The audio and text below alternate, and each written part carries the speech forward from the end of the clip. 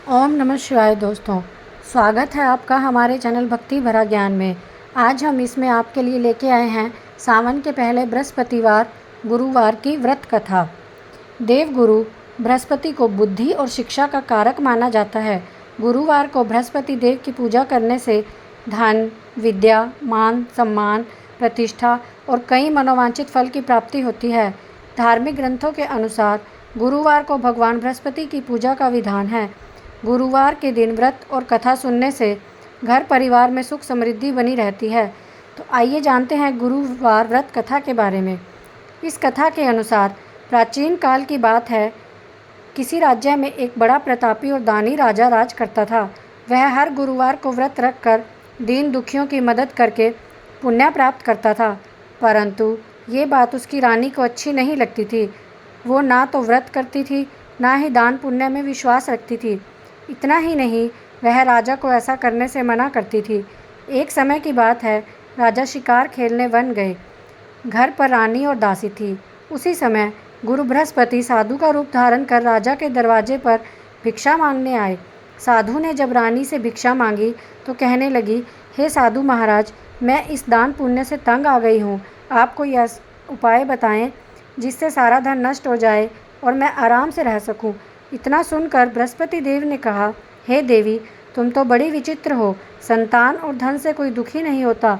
अगर अधिक धन है तो उसे शुभ कार्यों में लगाओ, कुंवारी कन्याओं का विवाह कराओ, विद्यालय, बाग बगीचे का निर्माण कराओ, जिससे तुम्हारे दोनों लोग सुधरें।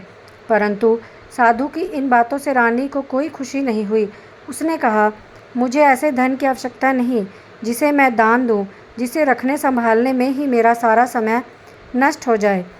तब साधु ने कहा, अगर तुम्हारी यही इच्छा है तो मैं तुम्हें जैसा बताता हूँ तुम वैसा करना। गुरुवार के दिन तुम घर को गोबर से लीपना, अपने बालों को पीली मिट्टी से धोना, राजा से हजामत बनाने को कहना, भोजन में मांस मदिरा का प्रयोग करना, कपड़े धोबी के यहाँ धुलने देना। इस तरह 7 बृहस्पतिवार करने से तुम्हारा सारा धन नष्ट हो जाएगा। इतना कहकर वो साधु के रूप में बृहस्पति देव अंतर्ध्यान हो गए। साधु के अनुसार कई बातों को पूरा करते हुए रानी को केवल 3 बृहस्पतिवार ही बीते थे कि उसकी सारी की सारी संपत्ति नष्ट हो गई। भोजन के लिए राजा का परिवार तरसने लगा।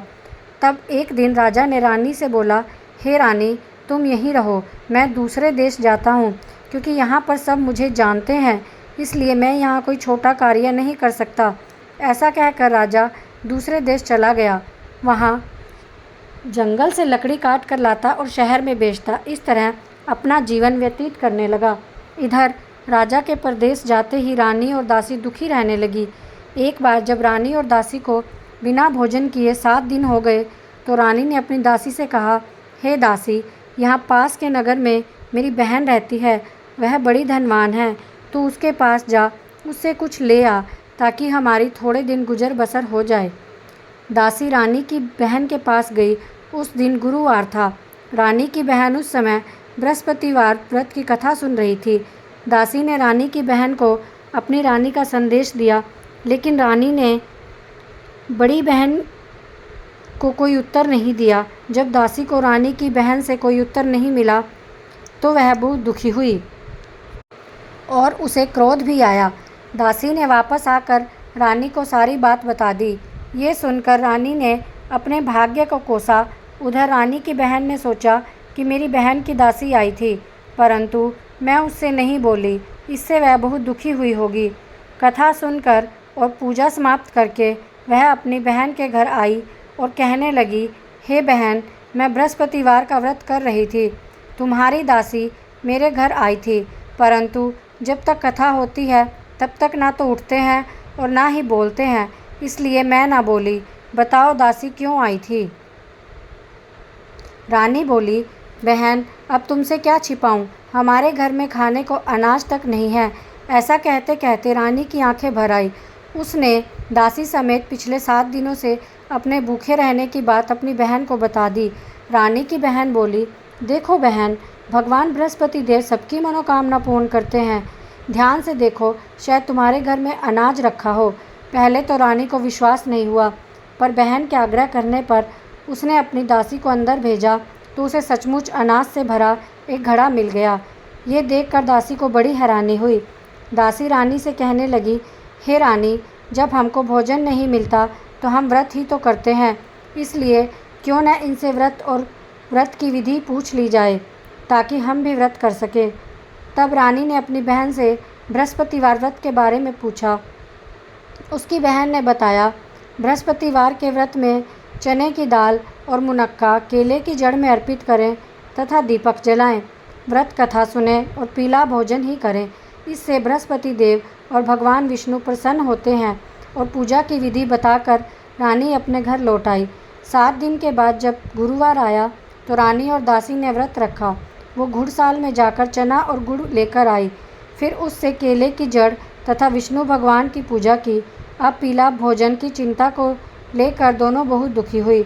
चूँकि उन्होंने व्रत रखा था इसलिए बृहस्पति देव प्रसन्न थे। वह एक साधारण व्यक्ति का रूप धारण कर 2 थालों में पीला भोजन दासी को दे गए।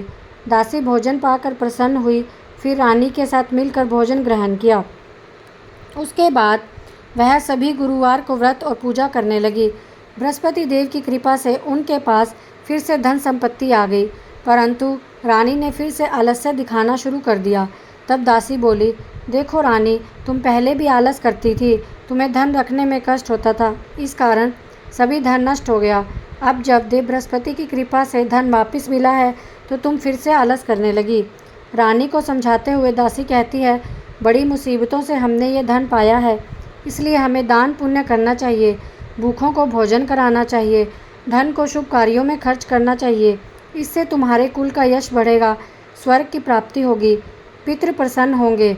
दासी की बात मानकर रानी ने अपना धन शुभ कार्यों में खर्च करना शुरू कर दिया, जिससे पूरे नगर में उसका यश बढ़ने लगा। बृहस्पतिवार व्रत कथा के बाद श्रद्धा के साथ आरती की जानी चाहिए। इसके बाद प्रसाद बांटकर उसे ग्रहण करना चाहिए। जय बृहस्पति देव। दोस्तों, आप मेरे इस चैनल को ज़्यादा से ज़्यादा दोस्तों के साथ शेयर कीजिए, सब्सक्राइब करवाइए और इसमें आने वाली हर कथा का श्रवण कीजिए। ओम नमः शिवाय।